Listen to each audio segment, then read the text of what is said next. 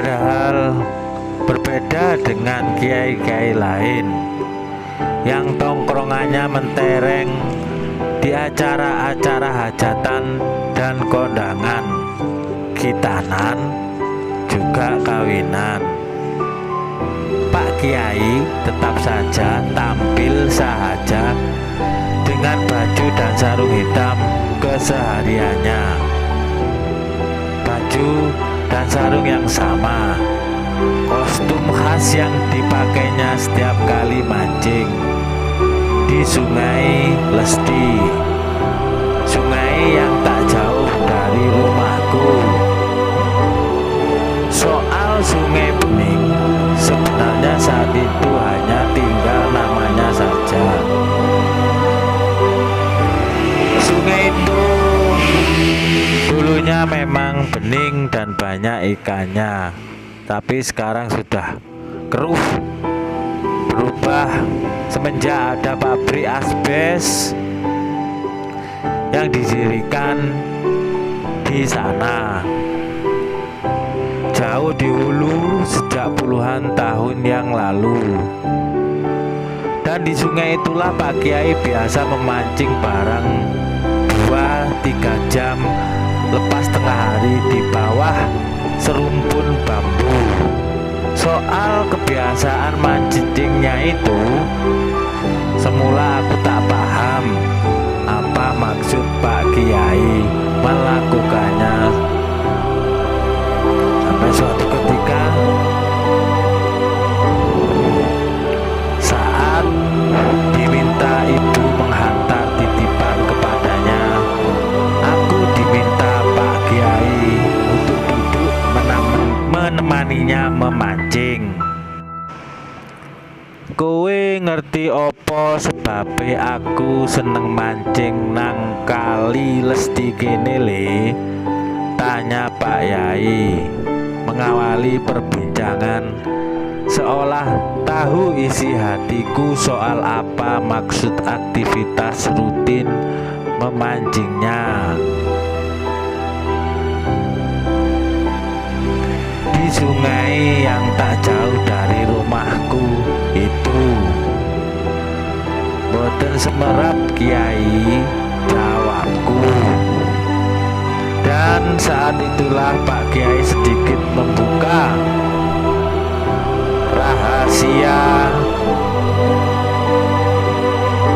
rahasianya kepadaku, ihwal falsafah mancing di sungai yang hingga kini tak kulupakan, dan beberapa diantaranya ingin kubagikan kepada teman-teman sahabat kami mancing.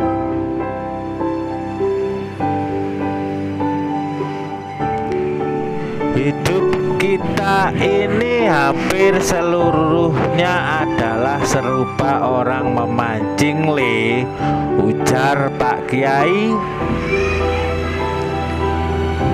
Kalau kamu berbuat baik dengan berbakti kepada kedua orang tuamu, saat itulah upayamu memancing keridhaan mereka berdua, sekaligus keridhaan Kanjeng Nabi dan Gusti Allah.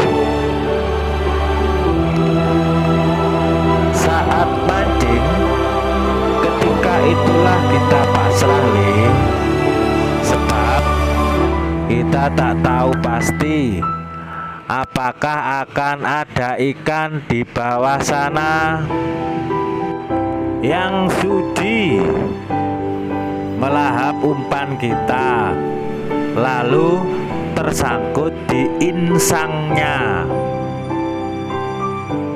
Kita tarik keluar dan selanjutnya kita makan sebagai lauk bertemannya nasi. Sebab bisa jadi umpan kita tandas dimakan, tapi ikan tetap bisa bebas semaunya dan pergi meninggalkan kita. Begitulah dengan mancing le, kita melatih diri dan pikiran kita agar tetap tenang. Mesti sepintas tampaknya hanya berbekal diam. Saat diam berjam-jam itulah kita melatih kesabaran bersamaan dengan niat dan ketetapan hati dalam menaruh harapan.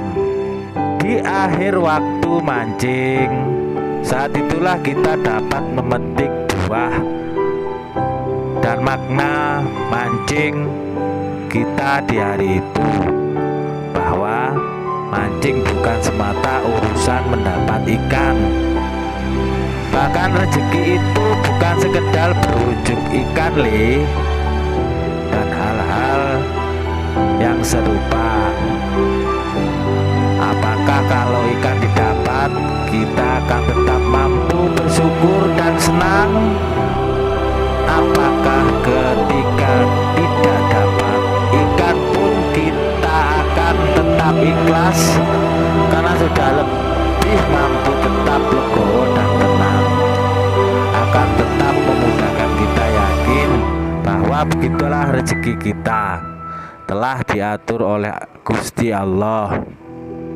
Kemarin dapat banyak, hari ini dapat sedikit, dan entah besok lagi seberapakah yang akan kita terima, dan seterusnya dan seterusnya. Bahkan ketika tak seekor pun ikan bisa dibawa pulang, tetap saja kita dapat rezeki lain berupa tambahan kesabaran dan ketenangan. Dan itulah beberapa di antara penjelasan Pak Kiai kepadaku soal hobinya. Namun sedikit berbeda dengan penjelasan makna mancing yang disampaikan Pak Kiai. Ternyata ibu punya penafsiran sendiri tentang kebiasaan Pak Kiai, bukan saja dalam hal memancing ikan,